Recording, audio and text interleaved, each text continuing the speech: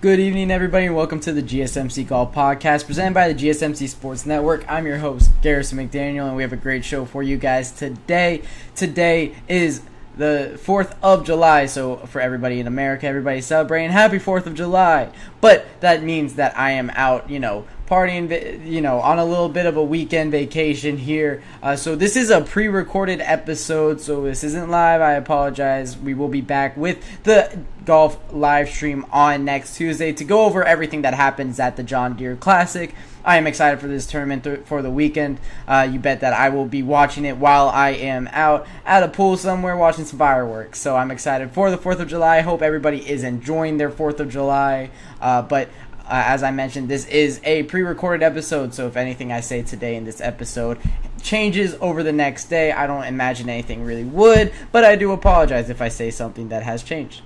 So, we're going to go into our segments tonight. First segment will be the course breakdown for the John Deere Classic. Our second segment of the night, will be talking about Olympics preview, as we are now a month away from the Olympics, from the Golf Olympics. A lot of things are happening there. So I will be breaking down the field, talking about the favorites, who I think is playing the best golf going into the Olympics. It is still a month away, and I will do a bigger preview when we get to the course breakdown. However, right now, we're just talking about the field. The third segment will be talking about the FedEx Cup. Give a little bit of update. It's been about a couple months since I have done that, so it is very important to keep tabs on who's at the top 30, who's top 50, who's top 70, to keep looking at the tiers of the FedEx Cup and see who still needs to improve going into the later stages of it. Our fourth segment of the night, we'll be talking about the Open final qualifying for it. The fourth and final major of the year is 2 weeks away, and we finally got the field for it, so we'll be talking about that. And the fifth and final segment of the night, we'll be talking about my picks and predictions for the John Deere Classic, as always for these Thursday episodes. That's how we end them off. So, thank you all for tuning in, and as always, if you guys would like to become a bigger part of the show, help support the show in more ways than you already do just by tuning in and paying attention to it, you can use the tips and donations link at the GSMCpodcast.net. It does go a long way to support all the creators here at the GSMC Sports Network, and we do appreciate any little bit helps. So with that being said, and without further ado, we're going to get right into our first segment of the night. This is the whole breakdown from last year. Granted, there probably are a lot of changes onto the course, as these courses do change every year, but usually for these non-signature and non-majors, we can take the course from last year and apply it to this season and this year. So taking a look at this one, We have a couple of easy holes to start out the round here on hole 1 and hole 2, and I'm going to look at Seb Straka's winning scorecard from last season to compare with what these guys elect to do on a lot of these holes. So it looks like Seb Straka went for 3-wood off the tee on hole 1 last season in his first round, and it seems like he did that in the first round, did that in the second round, and in the third round. So 3-wood off the tee to hit into the middle of the fairway. It is a dogleg left this first hole. Plays a little easier. You have 2 good shots. If you can't connect, it is an easy birdie opportunity to start your round. Next up is a par 5 fifth that plays less than half a stroke under par. So a lot of eagles, but even more birdies here. Very difficult to lose your round here on the 5th hole. It is a huge birdie opportunity. Seb Straka on the 4th round last season got an eagle in his 9-under day to win the tournament. He had a double bogey on the final hole that made the scorecard look a little bit worse, but he was on pace for a 60 to finish out this tournament, one of the best rounds of the weekend. So Seb Straka on round 4, playing almost perfect golf, ends up getting a 350-yard drive, almost lands it in the bunker that you would see. It would seem like it would be out of play. This is another dog leg. It's to the right this time instead of to the left that the first hole is. So about 350 into fairway bunkers, but as long as you don't hit the best drive of your life, you're pretty solid. And then you have about 200, 220 on to the green, and you should be able to 1 or 2 putt it for eagle/birdie. Apologies. And then off next is the third hole. It is a par 3, plays a little bit over par. Fourth hardest hole on the golf course. More bogeys last year than birdies on this hole, especially with the back right pin position that we saw on the final day last year. It's going to play very difficult. A lot of 2-putts on this green, just looking for par there. Next up is a bit of an easier par 4. This one plays about 0.2 of a stroke under par, 454-yard par 4 that had 119 birdies and 30 bogeys last season. A big par hole, but if you're able to drive this over the trees on the right side, you have 340-yard drive like Seb Straka is able to do. It'll give yourself 70 yards to the pin. Very easy, basically chip shot for these guys. I'm going to look at Ludwig Oberg's scorecard as well, that he finished T4 last year in this event, and it seems like he kind of does the same idea. A 315-yard drive, that's why I switched up to Ludwig Oberg's scorecard. Shows you what more of the field would do. Ends in the middle of the fairway, and then he has 110 to the green opposed to Seb Straka's 70 yard to the green. Next up on the par 4 fifth hole, this plays dead even to par. 76 birdies, 64 bogeys, 6 double pluses last season with 304 pars. You're looking for par on this hole. You have a landing zone that's about 300 yards. You do have to take a little bit off of your drive if you want to get it into the landing zone and instead of the rough. But if you're able to drive it, I would say about 350, 360 yards, it'll land you to to the front of, you could maybe target the rough here, which will be about 70 yards in the rough. Would be a little bit more difficult. Fairways are a huge thing to hit on this golf course, so if you're able to hit fairways, you should be good here.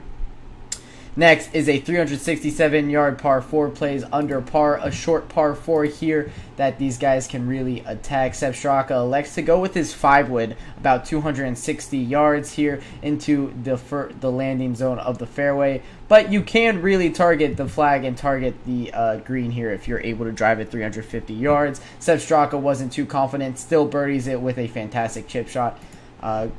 Being able to hit fairways is important, but also being able to play well with greens in regulation will be huge in this tournament, as well as we've seen a lot of greens in regulation. We've seen a lot of greens in regulation as of late. Some guys really playing fantastic golf. Next up is the 13th hardest hole on the golf course, so 6th easiest hole on the golf course. Plays about 200-yard par 3. You have, basically, if you hit it to the middle of the green, wherever the flag is, you'll have a 10-foot putt for birdie. Give yourself a really good look there. Next up, 5th hardest hole on the golf course. It's a 440-yard par 4. However, you can really attack this par 4. It's a narrow fairway, so maybe if you're not too confident in your accuracy with the driver, you are going to elect to play with your 3-wood or 5-wood on this hole. However, if you are playing some good, if you are driving the ball well, you could really get it down there. Long fairway here. It's also the 5th hardest hole on the golf course. This par 4 8th, plays a 0.2 of a stroke over par. Next up, par 4 9th is the hardest hole on the golf course. Plays about a 1/10 of a stroke over par here. One of the only holes that my apologies. One of the only holes that played more bogeys than birdies last year. 500-yard par 4 leaves you with a little bit of an awkward. It plays more like a par 5, but Seb Straka last year able to absolutely go out there and get this one. Gets the 3, gets a birdie on his final round. Ludwig Oberg on that par 4 9th, 310 and then 210 onto the green.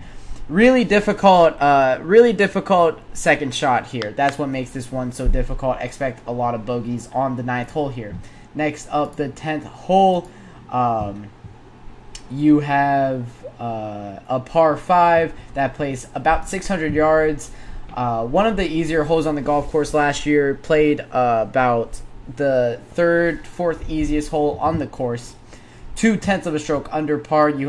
We saw 3 eagles last year on this hole. Seb Straka last year ending up not playing with his electing to go with his 5-wood instead of his driver. That's an interesting decision. I guess he was a little bit cautious of the rough last year. They elected to go with that 5-wood instead of driver. That makes you lay up on this hole, and if you lay up and not able to one putt, it's going to end up being a par here, especially since it's 600 yards. Next, par 4 11th is 409 yards. It is the 5th easiest hole. Apologies. It is the 5th easiest hole on the golf course, ranking 14th. It played about 200th of a stroke under par. For the whole weekend, it was the dead middle, most difficult / easiest hole at number 9. Par 3 12th, 215 yards. It is the 6th hardest hole on the golf course. One of the 6 holes or 7 holes on the course that does play over par. Next, par 4 13th, 424 yards. The 11th easiest hole on the golf, or the 8th easiest hole on the golf course. 400th of a stroke over par there for the 13th hole. If you're able to hit the fairway, it'll be an easy about 80-90 yard shot onto the green. Able to put it close to the pin, you're able to get a birdie there pretty easily. Next up, par 4 15th is the 2nd hardest hole on the golf course. Actually, over the entire weekend, it was the 7th hardest hole on the golf course. On Sunday, it was the 2nd hardest hole on the golf course. That shows you how difficult the pin position can get on this green when it's all the way to the back. If it is one of those forward pin positions that we saw on that Friday round, you're really able to go out and get there. Go out and get this one. It is a little bit easier on the earlier days, but on the final day, expect a lot of bogeys on this one when it's in that back position. Par 3 16th plays as the 8th hardest hole on the golf course on the Sunday. Played as the 13th hardest hole on the golf course throughout the weekend. A 10th of a stroke under par. The same thing, back pin position is a little bit more difficult for these guys. 17th hole, par 5, ranked as one of the easier holes on the entire golf course. The 2nd easiest hole on the golf course, played 4/10 of a stroke under par. You're able to go out there and drive it as far as you want, and then have a good 3/5 wood shot onto the green for a par / birdie / eagle if you're able to go out there and get it. Not too many bogeys on this hole, only 35 the entire weekend. 6 eagles, 204 birdies, more birdies than there were pars on this hole. Next up is the par 4 18th. This is the one that Seb Straka double bogeyed last year, but it doesn't matter. There is water to the left of the green, so you can't miss your second shot left. But if you're able to attack the green, you're able to really get a good score here. This did play as the hardest hole on the golf course last year on Sunday. 2nd hardest hole overall on the golf course throughout the entire weekend, playing a 10th of a stroke over par. So that'll wrap it up for our course breakdown of the John Deere Classic. When I come back, we will be talking about the Olympics, giving a preview of it, and talking about the field for the Olympics for the 2024 Paris Olympics.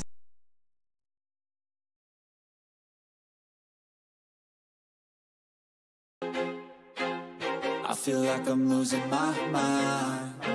Is everybody in the world blind? Please, Lord, give me a sign, a sign. I feel like I'm losing my mind. Is everybody in the world blind? Please, Lord, give me a sign, a sign. I wanna be the greatest. Everybody on the fake shit. I look around and feel like everybody is the fakest. I make this every day and I'm impatient, hoping one day I blow up from the basement. Statement, the top is so vacant. I don't hear shit that I think is amazing. Waiting for my day when I'm playing sold out shows for 1,000 faces. Hey, give me that crown, get in my way and to be put down. It ain't your place, all this my town. If I want that shit, then I'll get it right now. I'm losing it, the noose it fits, some losing shit, a stupid myth. You choose to live or choose to dip, you choose to fight or lose your grip and lose a gift. I feel like I'm losing my mind. Is everybody in the world blind? Please, Lord, give me a sign, a sign. I feel like I'm losing my mind. Is everybody in the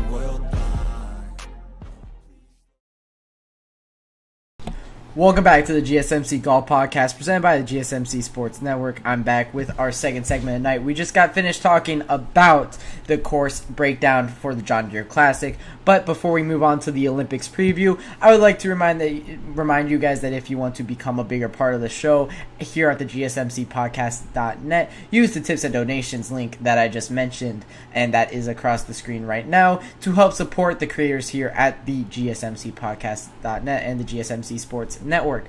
We appreciate anything, everything helps there. So going on now to the Olympics preview. All we can really do is look at the field because we don't have the exact course stats just yet. I was actually looking for it earlier, but it doesn't seem like we are able to see. So sorry. The competition format. So there's going to be a men's and a women's. There's going to be a men's and women's field. I will not be talking about the women's field here on this podcast. We do stick to the men's pro circuit. If you do want to listen to the women's preview, I know one of my fellow co-hosts, or not my fellow co-host, but one of my fellow hosts here at the GSMC Sports Network, Samantha Genzer, does a fantastic job breaking down all things Olympics, and I know she'll probably get to the to the Paris women's golf field and event. So keep an eye out for that from the Women's Hoops and Heels podcast. However, for this time, we're going to just be talking and looking at the men's field. The Olympic golf competition consists of a 72-hole individual stroke play for both men and women. 4 rounds scheduled over 4 consecutive days. Scores are cumulative from round to round. The player with the lowest aggregate score wins. Very typical, PGA Tour stuff here. Le Golf National is the course. I do speak French, so that just means the national golf. It is one of Europe's top golf courses, a beautiful and innovative setting to welcome the highest levels of international competition. It is located in Saint-Quentin-en-Yvelines, 41 kilometers from the Olympic Village, owned and managed by the French Golf Federation. The venue was conceived as a permanent home for the annual French Open tournament and as a national training facility. Le Golf National opened in 1991 and was fully renovated in 2016. In 2018, it hosted the Ryder Cup. So, has hosted some pretty big events in the past, and we're going to take a look at the 2018 Ryder Cup as a reference. So some of the guys that played in the field in the 2018 Ryder Cup, and some of the guys that will be playing in this field this upcoming year. So for the Ryder Cup, it was Brooks Koepka, Dustin Johnson, Justin Thomas, Patrick Reed, Bubba Watson, Jordan Spieth, Ricky Fowler, Webb Simpson, Bryson DeChambeau, Phil Mickelson, Tiger Woods, and Tony Finau, I believe, were the ones that were picked to play in the Ryder Cup. I believe America did win this one. Europe won this one by a lot. Yes, this was the one that Europe won a lot. So the Europeans did get an advantage here in this French golf course. If I could find the scores, I don't know why I can't find the scores from this one. Okay, there we go. Paul Casey was one of the best players for Europe. Francesco Molinari, Tommy Fleetwood, and Sergio Garcia all also played very well. Rory McIlroy didn't have too great of a weekend here at the Ryder Cup. He was 2-3-0 at the Ryder Cup. So what does that mean for this Olympics preview? Well, Rory McIlroy has been on this golf course playing in a big tournament before and didn't play too well. I believe Francesco Molinari is also in the field. Let me make sure that is correct. Let me go down to Italy here. And no, he is actually not. He actually did not qualify. That's a shock that he didn't. But, as I'm speaking now, we're going to go through the field a little bit and then toss back to the 2018 Ryder Cup to look at how they do. First off, the United States gets 4 guys here because they are top 15 in the official World Golf Rankings. Everybody in the top 15 of the official World Golf Rankings gets to go on, but there is a maximum of 4 per country. So The only country with 4 is America. It's Scotty Scheffler, Xander Schauffele, Wyndham Clark, and Colin Morikawa. I talked plenty about that in a previous podcast if you guys want to check that out. But for Ireland, this is probably the second best team. Rory McIlroy, Shane Lowry is a fantastic team. But as I mentioned, Rory McIlroy not too fantastic when it comes to this golf course. Ludvig Åberg, Alex Noren from Sweden can make some noise. That's going to be one to look out for. Norway's Victor Hovland is going to be very much one to look out for, but Chris Ventura isn't the best second there. In Spain, it's John Rahm and David Puig instead of Sergio Garcia. John Rahm we knew would make it, but David Puig was a little bit of a shock from Spain. He definitely has a chance, however, to do something here. Japan, it's Hideki Matsuyama and Keita Nakajima. We're going to see if Hideki is healthy here. He might have to withdraw, and I wouldn't be shocked if he does. Tommy Fleetwood and Matt Fitzpatrick from Great Britain. Tommy Fleetwood, I believe, was in this 2018 Ryder Cup. He was, and he was fantastic at it. So some guys that are in the field that were in this Ryder Cup is Tommy Fleetwood, Rory McIlroy, Alex Noren, and John Rahm. John Rahm was 1 and 2 overall in his 3 matches, so only 1 win. Alex Noren was 2-1 and 0 overall, so 2 points is very impressive for Alex Noren. Rory McIlroy 2-3 and 0 as I mentioned, and then Tommy Fleetwood was 4-1 and 0. So Tommy Fleetwood is definitely one to look out for. And Matt Fitzpatrick is a fantastic second person here in Great Britain. Great Britain might be one of the favorites along with United States, Ireland, and Sweden. I like those 4 teams the most. Another team that I really like is France. The home country, Mathieu Pavon, Victor Perez on their own course at Le Golf National. It's going to be very interesting to see if they're able to play some good golf in their home course that both of them probably have played a lot before.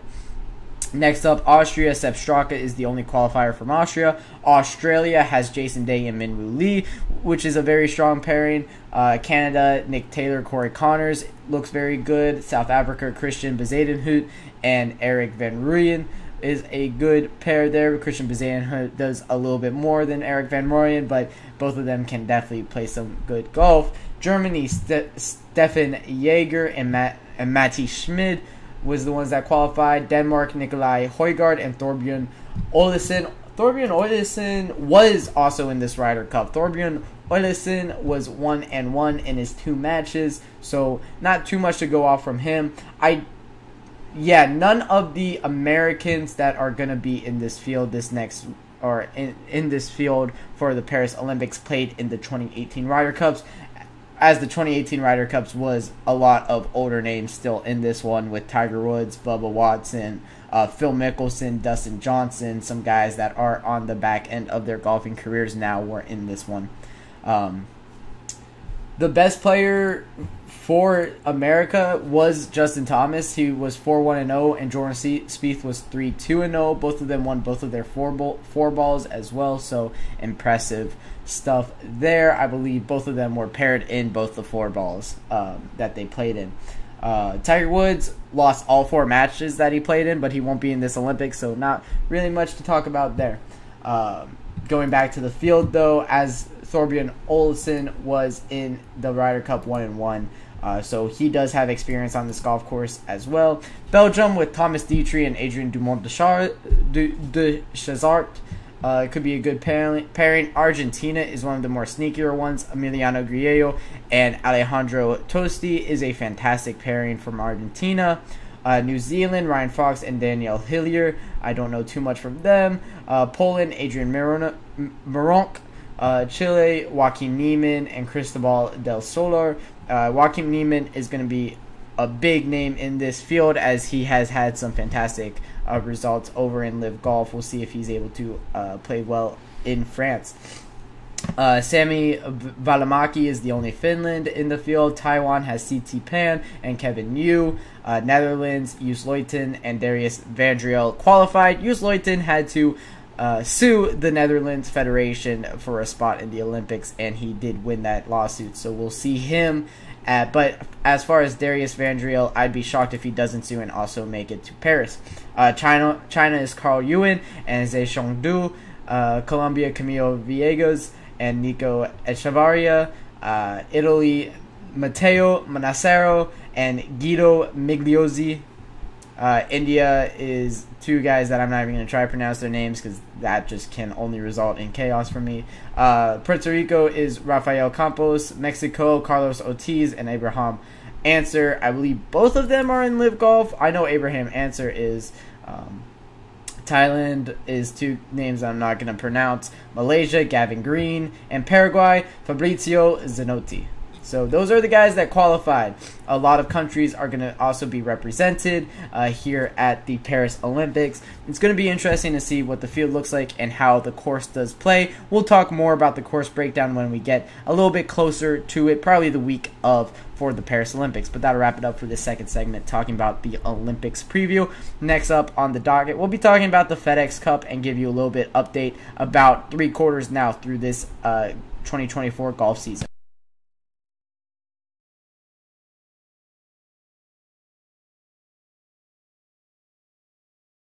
Looking for your daily fix of sports talk without having to pay for it? GSMC Sports Network is available on YouTube. Just search GSMC Sports Network. Get your fix of daily sports talk shows on YouTube, absolutely free. NFL, college football, NBA, MLB, MMA, UFC, fantasy football, and so much more. GSMC Sports Network has shows running all day long, with new sports shows starting every 2 hours. Just like on your favorite cable sports channel, except GSMC Sports Network is absolutely free. Just search GSMC Sports Network on YouTube to catch one of your new favorite shows, like the GSMC College Football Podcast, Chip Shot Football Podcast, Hoops and Heels Women's Sports Podcast, GSMC Basketball Podcast, and so many more. Check it out for yourself. GSMC Sports Network, now available on YouTube absolutely free. Search GSMC Sports Network on YouTube right now.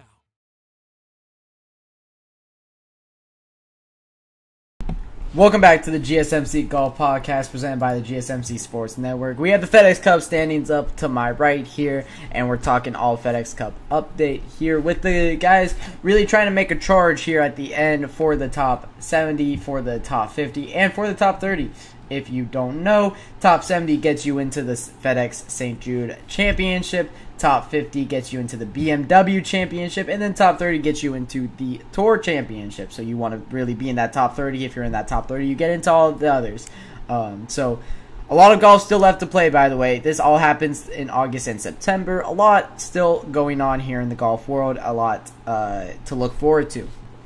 For the FedEx Cup, it is interesting to note the guys that are kind of on the edge right now. So going from 71 onward here for guys on the outside looking in, you have Victor Perez, Lucas Glover, Andrew Putnam, Nikolai Højgaard, Justin Rose, Keith Mitchell, Adam Svensson are the 7 guys that are on the border right now from 71st to 77th. So those guys will be in the field this upcoming week. Hopefully they will be able to put together some good results here. You have 2 top 10s for Victor Perez, 2 top 10s for Andrew Putnam, 1 Nikolai Højgaard, 1 for Justin Rose, 3 for Keith Mitchell, and so on and so forth. Other big names that are down here: Nick Dunlap at 87th after he got off to a fast start, winning his first tournament earlier this season, but not too many top 10s beyond that, and he is now at all the way down to 87th in the FedEx Cup standings.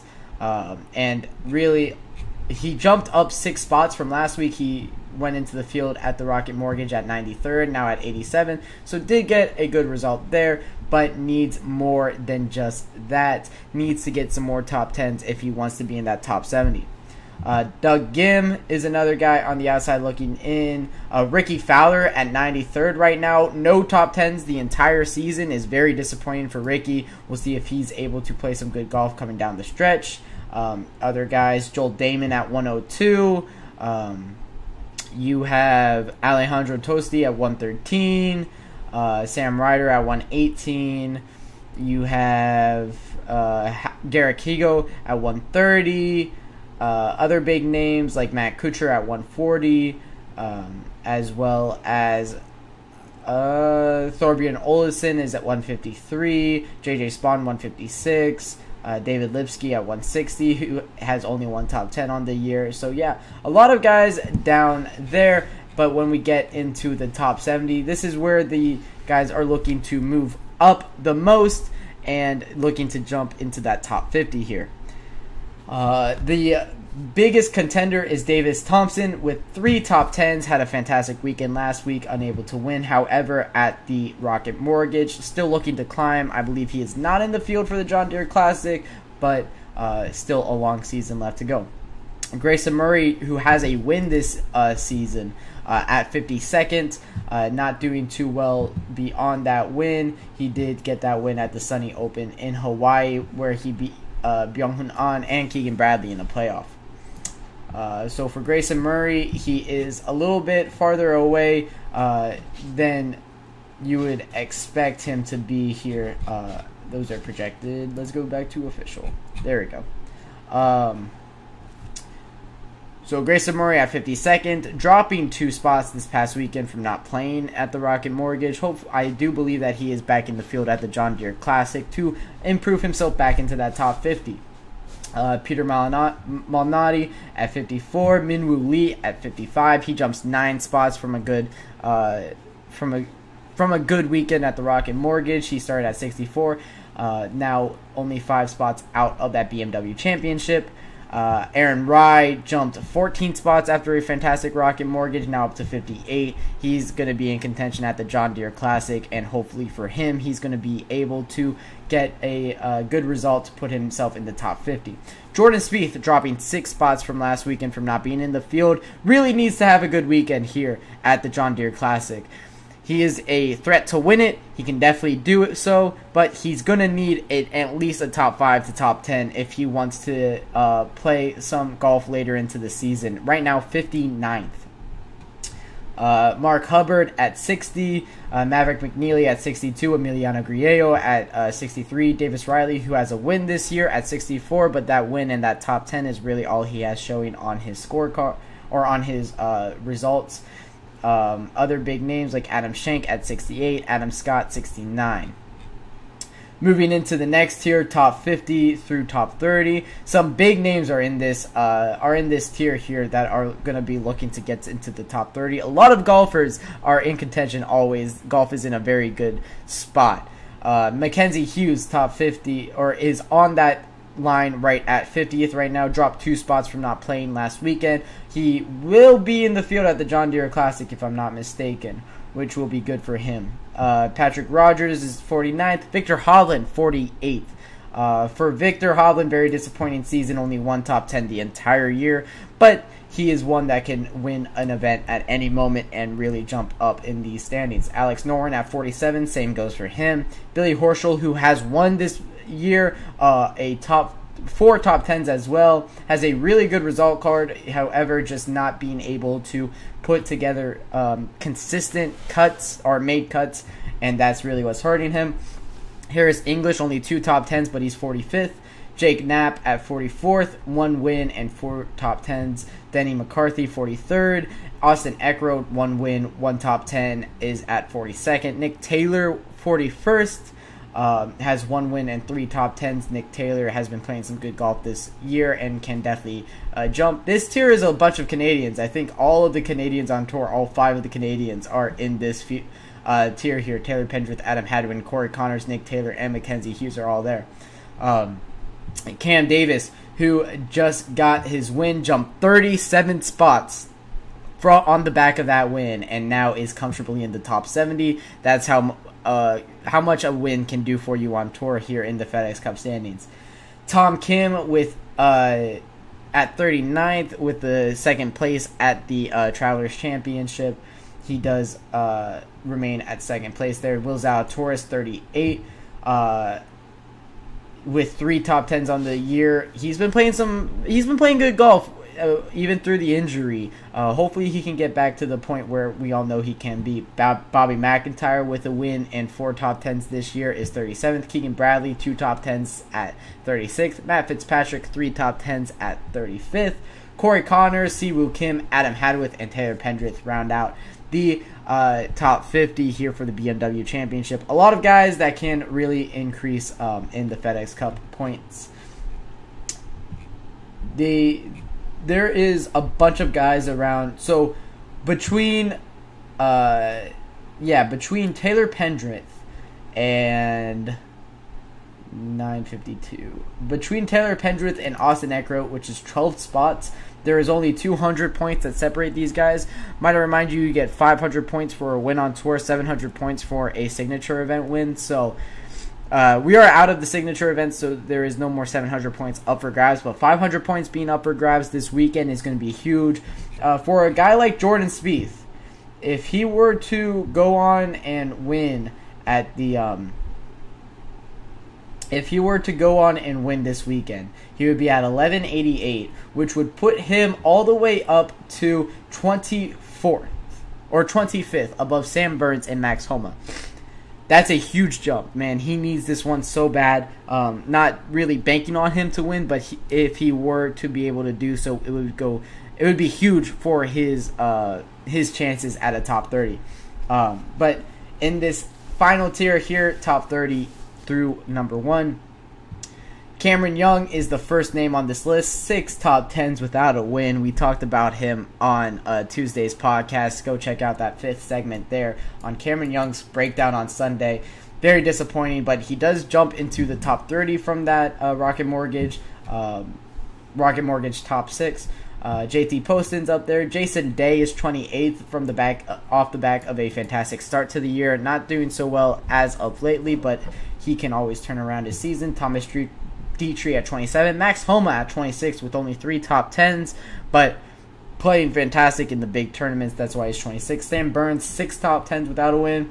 Tommy Fleetwood, 3 top 10s without a win this season. Stefan Jaeger, a win and 3 top 10s, gets him into 23rd. Chris Kirk, first 2 top 10s at 22nd. Brian Harmon, 3 top 10s. Christian Bezadenhout, 20th. Russell Henley, 19th. Tom Hoagie, 18th. Seb Straka, 17th. He's in the field. He can definitely win. If he were to win, he would go all the way up to 7th, which would be huge for him. Justin Thomas, who is having a sneaky good year. Honestly, Justin Thomas is a player that when I looked at when I'm looking at the season, I don't think of him. Sorry, I had to sneeze there. I don't think of him as having such a fantastic year, but really a fantastic start to the year and a T5 at the Travelers, a T8 at the PGA Championship, a T5 at the RBC Heritage, T12 at the Arnold Palmer, T12 at the at the Waste Management, T6 at Pebble Beach, and a T3 at the Amex.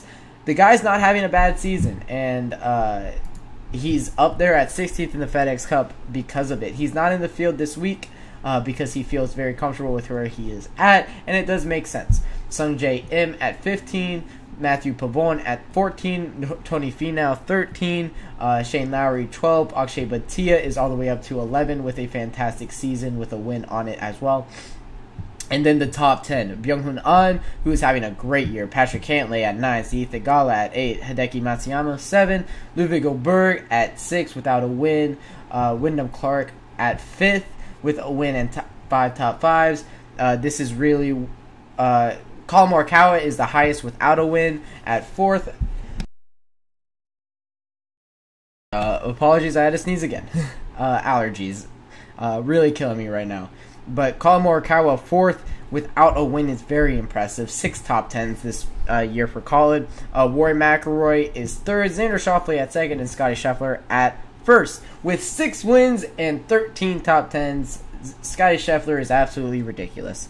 What a fantastic golfer. So that wrap it up for the FedEx Cup updates. Those are who are at each level of the FedEx Cup standings, who needs to improve, and who feels comfortable with where they are at. When I come back for my 3rd break of the night and when I blow my nose, I will be talking about the Open qualifying and who is going to be in the 4th and final major of the year.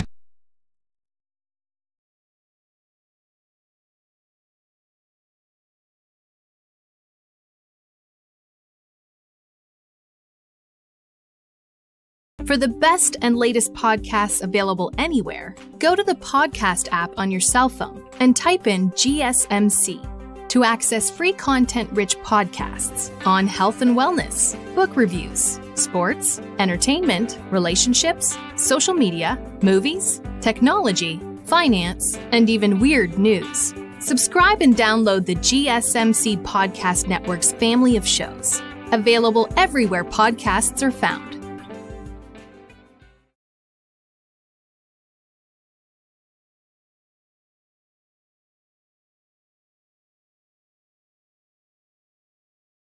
Welcome back to the GSMC Golf Podcast, presented by the GSMC Sports Network. I'm here back with our penultimate segment, talking about the Open Final Qualifying, as a bunch of big names were able to qualify for this for the fourth and final major of the year. So this is a tweet from Evan Priest. 16 qualifiers from the Open Final Qualifying: Sam Hutsby, Angel Hidalgo, Liam Nolan, Jack McDonald at Dundonald, which is the course that one of the qualifiers took place. Another course was Matthew Dodd Barry, Sam Horsfield, who was on the PGA Tour and is now on Live Golf Tour, if I'm not mistaken. Daniel Brown and Masahiro Kawamura at West Lancashire. At Royal Cinque Ports, it's Matthew Southgate, Ozzy Elvis Smiley, Jamie Montojo, and Louise Massavo. Matthew Southgate, is that Gareth Southgate? Does he have any relation to Gareth Southgate, the England manager? Guys, I feel a sneeze coming on, so if I have to mute myself, I do apologize. I don't think he has any relations with Gareth Southgate. But it would be very fun. I gotta figure this out if he does, as I'm just now seeing the name. No, he doesn't. But that would be funny. But Matthew Southgate, a 35-year-old golfer on the European Tour, does qualify at Royal Cinque Ports with Ozzy Elvis Smiley, Jamie Montojo, or Jaime Montojo, and Louis Masovo. And then the final qualifying, it is where the bigger names are at Burnham and Barrow. It's Justin Rose, Dominic Clemens, Abraham Answer, and Charlie Lind. Justin Rose and Abraham Answer, of course, being two live golfers. So biggest name that was really left out is Sergio Garcia, and this is a article from golf.com. After just slipping into the field at the U.S. Open last month, Sergio Garcia will not be as fortunate for the Open Championship later this month at Royal Troon. Garcia played Open Championship final qualifying for the second year in a row after coming up short last year. The Live Golf star again missed on Tuesday at West Lancashire Golf Club, posting a 71-74 36-hole total of 3 under to miss, nabbing 1 of 4 available spots by 2 strokes. The Masters champion's day was marred by an episode during his first round after his group was one of several warned for slow play. That Garcia, by far the biggest name in the field of 72 hopefuls, had the largest crowds of the day and had to wait on most tees for fans to move off of his playing line. So he was very upset about the officials at the Open qualifying. Sergio Garcia was, because he was warned from slow play. He was caught on video saying to an official, "You're right, we're always wrong," talking about the officials. Of course, being sarcastic in there. But who is going to be in the field for the Open Championship? Of course, as I mentioned, it's Justin Rose, and those are the final qualifiers. But now the field is set. Looking at the field for the Open Championship, and I swear I had it pulled up, but it looks like I don't. But let me make sure. Yeah, let me make sure I pull it up here, as it will be important to get the field down, because that's what we are talking about. I really thought I did have it pulled up, and I'm disappointed now that I don't. My apologies.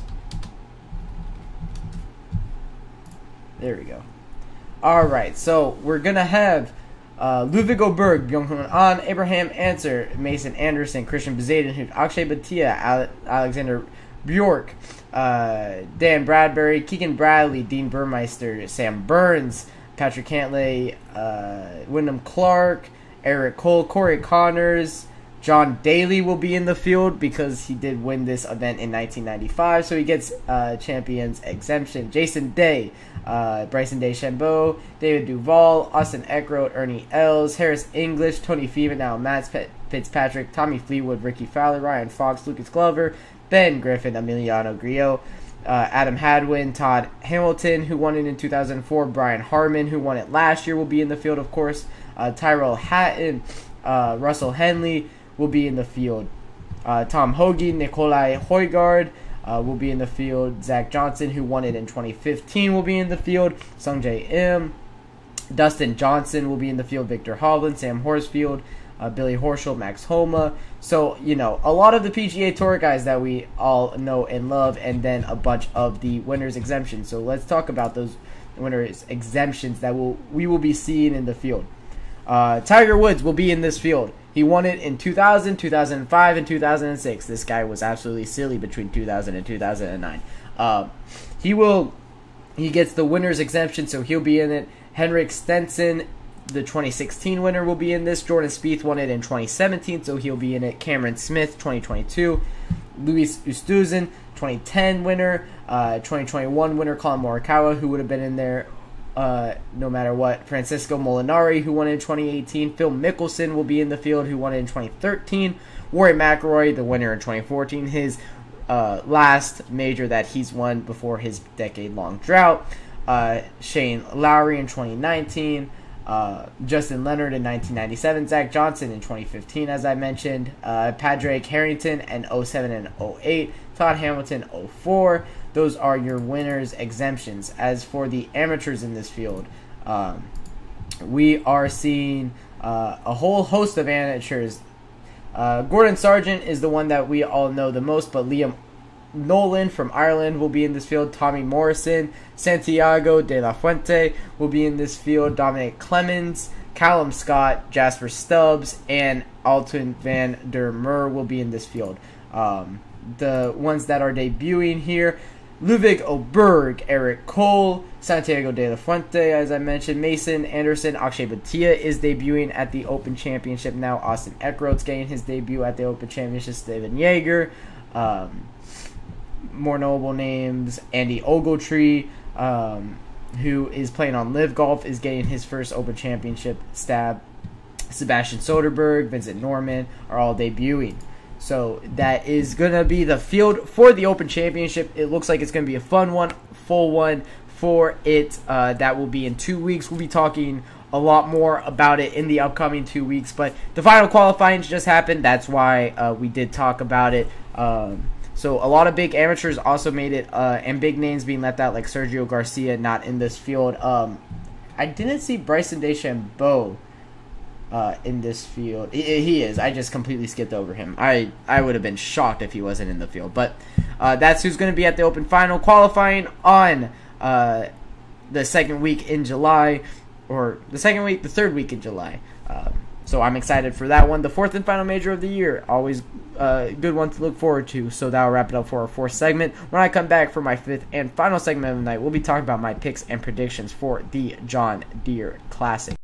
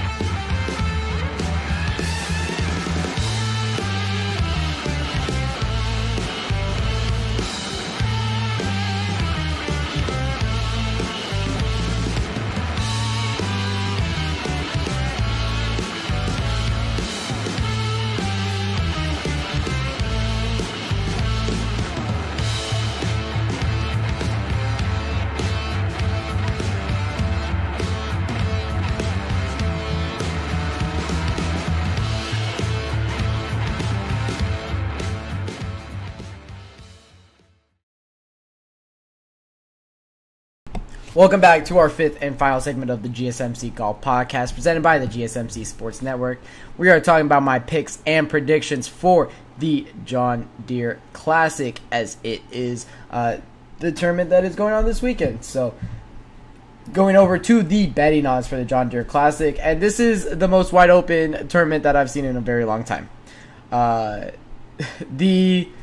It's crazy that Jordan Spieth isn't like the heavy favorite here. The problem in a lot of the fields is Scotty Scheffler, Rory McIlroy, Colin Morikawa, Xander Schauffele. Those guys are so much above, like, those guys are playing a different level of golf than the rest of the field in the PGA Tour. So when they're not around, we're looking at betting odds like this. Plus 1,600 is the favorite, and it's co-favorites between Sungjae Im and Sepp Straka. Sepp Straka can absolutely go out here and win a day on this course that we saw last season with his 9-under play on Sunday. However, he isn't that consistent, and we haven't seen him play too fantastic this past season, so I'm not going to bet on him. Another guy that we haven't seen play too fantastic this past season, Jordan Spieth. I'm not going to bet on Jordan Spieth unless he proves me wrong. He still hasn't proved me wrong. Stay away from Jordan Spieth's line. That is my one piece of advice, solid piece of advice for this weekend. Some guys that I really like in this field. I think this is Jason Day's time. He's had a quiet last few months after a fantastic start to this season. So for Jason Day, I think it's going to be time for him to finally start to win again and play some fantastic golf again, like we know he can do. Former world #1 golfer for a very long time. Some other names in this field that I feel very confident in is Aaron Rai, who just had a fantastic weekend at the Rocket Mortgage. I've seen some good stuff from Aaron Rai. Actually, let me pull up his latest results to kind of back up what I'm saying here. So he's 58th now in the FedEx Cup standings. He's from Wolverhampton. Fun fact. I'm just looking at his PGA Tour, and that's what I saw. But this season, T2 at the Rocket Mortgage, a T19 at the U.S. Open, T14 at the Canadian Open, T32 at the Charles Schwab, T39 at the PGA, T4 at the Byron Nelson, T23 at the Zurich Classic. He hasn't been cut since the Punta Cana Championship in April. Has had a very great recent run of events here in the last 2 or 3 months. So, and Aaron Rai can absolutely go out there and win a day. He has never won. He has never won on tour in the 85 events that he's played in, but he's only been on tour for 2 seasons now, or this is his 3rd season on tour. Has won 5 times in the European Tour, though. He is a fantastic golfer.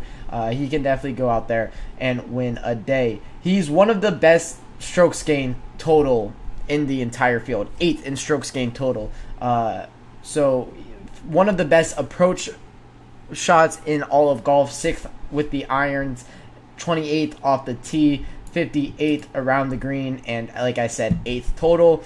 He has one of the best, polygons, and he just hasn't been able to get it to work. If I were to bet on any of the favorites here, it would be Aaron Rai, and just tossing $10 on Aaron Rai would return you $200 on the DraftKings Sportsbook, and I don't hate that. I think that is a fantastic bet. Other guys I'm looking for, I would find it hard to believe that Jordan Spieth doesn't at least get a top 5. I wouldn't bet on it, but he is plus 500 for a top 5, and it would be so hard for me to imagine him not being in the top 5. Other guys that I really like a little bit down the board, I really like Lucas Glover. Luke Clanton showed me a lot that I would, I would feel very confident on him after that performance at the Rocket Mortgage. Other guys like Michael Thorntonson being at plus 8,000 feels a little bit disrespectful. I think that could be a good bet as well. Maybe not to win, but he did play in this tournament last season, got 14 under in it in, I think it might have been his PGA Tour debut. It could not have been, but he was an amateur last year and played some fantastic golf. Davis Riley, who's won. Neil Shipley being plus 10,000. If you could find a Neil Shipley versus Michael Thorntonson matchup, I think that would be very interesting. Those are the 2 biggest names in like the guys debuting most recently on tour. So I've been really looking at them. I think it's very interesting to see how they do perform. But I would say that Neil Shipley has played some fantastic golf, and for his top 10, which I think is very likely for Neil Shipley, is plus 900. So, $100 returns you 900, so $10 returns you 90. I don't hate that. I think that could be a very, very, very good bet.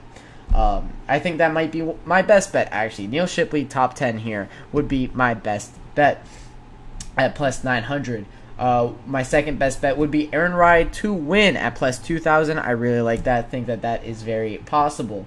Some tournament props. Big guns versus the field. Big guns, that means Sungjae Im, Seb Straka, Jordan Spieth, and Aaron Rye at plus 400 opposed to the field.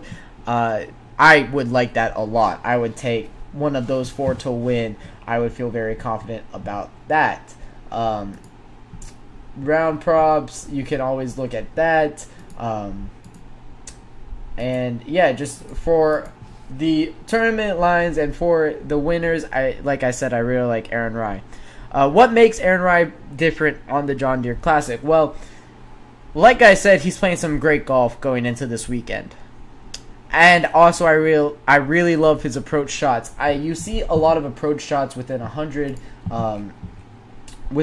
feet when you have as good of a driver as he does. He's so accurate with the driver as well. His approach shots from less than 100 yards is 31st on tour. He puts it closest to the pin, or as close to the pin as anybody. Looking at his proximity to the pin, if I could find it on, there it is. Proximity to hole is 20th. His greens in regulation percentage is second only to Scotty Scheffler at 71.65%. His iron play really stands out here, and it can be a very big point of advantage.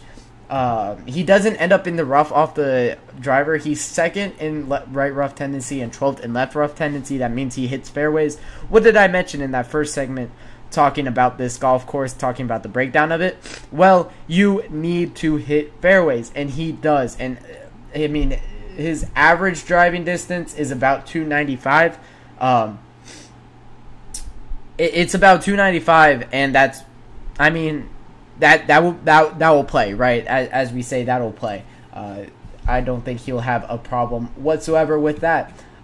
Going from more of his approaches, he's fantastic with his woods. His approaches from 200 to 225 yards is 22nd on tour, which is very important to note. He is fantastic with his 5-wood and 3-wood, which on the par 5s, these are par 5s that you can really get scores on.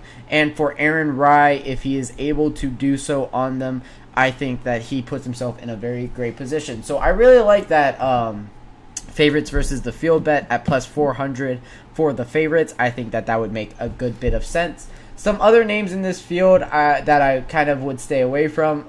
Nick Dunlap, I think I'd stay away from. Maybe a Denny McCarthy I'd stay away from. Davis Thompson I would stay away from. I don't think Laney can strike twice with him. But I think it's going to be a very, just overall thoughts on the John Deere Classic. I think it's going to be one of the more fun non-feature / non-majors that we have this year. I'm very much looking forward to it for good reason as well. I'm very excited for just to see the play of Jordan Spieth back at the John Deere Classic, where he won his first ever PGA Tour event. And then alongside, I love watching Neil Shipley and Michael Thorntonson play golf. Both of them are some of my favorite golfers in the world right now. So I'm excited to see how they do play. I'm excited for this tournament overall. Looking forward to the John Deere Classic. So that'll wrap it up for this Thursday edition of the GSMC Golf Podcast, this pre-recorded edition. I appreciate all you guys for understanding. Looking forward to the holiday. Hope you all are having a great 4th of July and 4th of July weekend. And thank you all for tuning in to the GSMC Golf Podcast presented by the GSMC Sports Network. If you guys would like to like and subscribe to the show on YouTube, that would be much appreciated. If you would also rate us on whatever platform you are listening to this on, I would appreciate it as well. If you want to get more content and updates from the GSMC Sports Network, use the tips and donations. go to TikTok, Twitter, Facebook, Instagram to follow us at the GSMC Sports Network. And one last time, thank you all for tuning in. All of your support means so much to us here at the GSMC Sports Network. And all of you guys have a fantastic and wonderful evening and weekend. Let's go.